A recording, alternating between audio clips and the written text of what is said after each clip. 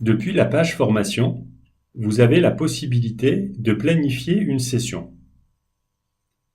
Notez que nous sommes positionnés sur la session ECM13, approvisionnement et présentation du linéaire. En cliquant sur l'icône Planning, vous ouvrez une nouvelle page qui va vous permettre de planifier cette session ECM13. Il existe deux modes de planification. Le premier bouton vous permet de planifier simplement les unités d'apprentissage qui composent les parcours en les espaçant d'un certain nombre de jours. Ici, nous espaçons les UA de 2 jours à partir de la date du 12 février 2018. Le tableau en dessous vous permet de visualiser les parcours qui composent la session et les unités d'apprentissage qui composent les parcours. On voit ici que l'environnement du point de vente est une unité d'apprentissage qui sera accessible pour les stagiaires à partir du 14 février, l'ambiance et le confort du magasin à partir du 16 février, le ticket de caisse à partir du 18 février. Les unités d'apprentissage sont donc bien espacées de 2 jours à compter du 12 février 2018. Il existe un second mode de planification. Ce mode de planification s'appelle planification selon des dates personnalisées. Cette planification par date personnalisée vous permet de définir des dates de début et des dates de fin pour chacune des unités d'apprentissage qui composent les parcours qui composent la session. Ici, par exemple, nous décidons de faire démarrer cette unité d'apprentissage au 15 avril.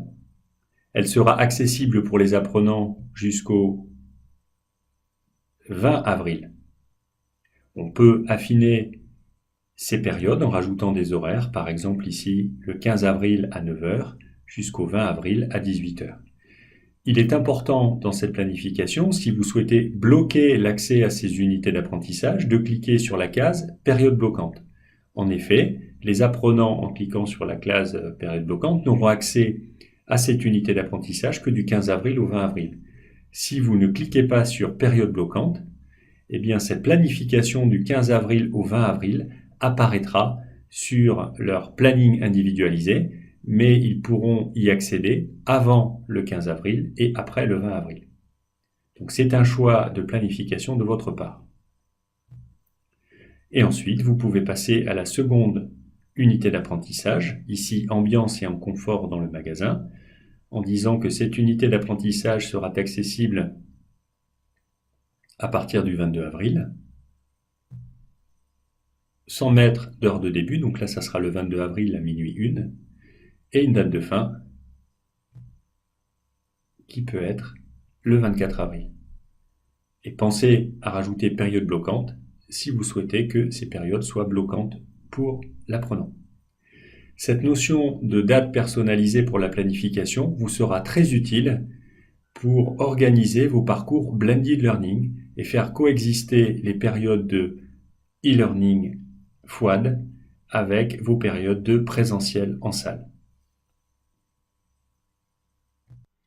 Vous avez maintenant réalisé la planification date personnalisée pour votre groupe d'apprenants sur la session ECM13. Pour valider cette planification, il est nécessaire d'aller en bas de la page et de cliquer sur Valider. Cette planification est maintenant enregistrée et elle apparaîtra sur les plannings individuels de chacun des stagiaires de votre groupe suivant cette session. Nous retournons sur la planification en cliquant sur l'icône Planning. Nous avons la possibilité de supprimer une planification enregistrée. Pour cela, il faut cliquer sur Aucune planification, Suppression de la planification existante et Valider en bas de page. La planification précédemment enregistrée est maintenant supprimée. Il existe un troisième mode de planification de la formation. Il s'agit de la planification avec les prérequis. Pour une progression pédagogique maîtrisée est plus simple à organiser que la planification par unité d'apprentissage, vous pouvez utiliser la fonction prérequis. Celle-ci vous permet d'ordonner la réalisation des parcours. Cette planification prérequis est accessible au niveau des parcours et pas au niveau des unités d'apprentissage. Avec cette fonction, vous allez définir quel parcours doit avoir été suivi précédemment au parcours que vous souhaitez planifier. Par exemple, pour le parcours réassort et suivi de rayon, en cliquant sur prérequis, je peux définir que le parcours le point de vente organisation est un prérequis et donc doit avoir été réalisé précédemment. Nous voyons ici que nous avons un prérequis pour la réalisation de ce parcours. De la même manière, je peux définir un prérequis pour suivre le parcours balisage. Le prérequis sera la réalisation du parcours réassort et suivi du rayon.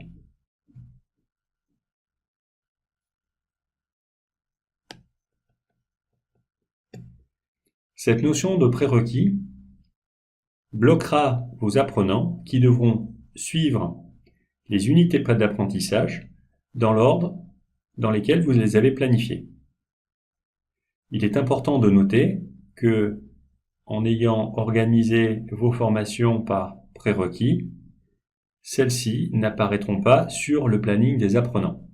La notion de prérequis doit être complétée par une notion de planification si vous souhaitez que les unités d'apprentissage et les parcours apparaissent sur le planning de vos apprenants. Vous avez maintenant vu l'ensemble des fonctions de planification.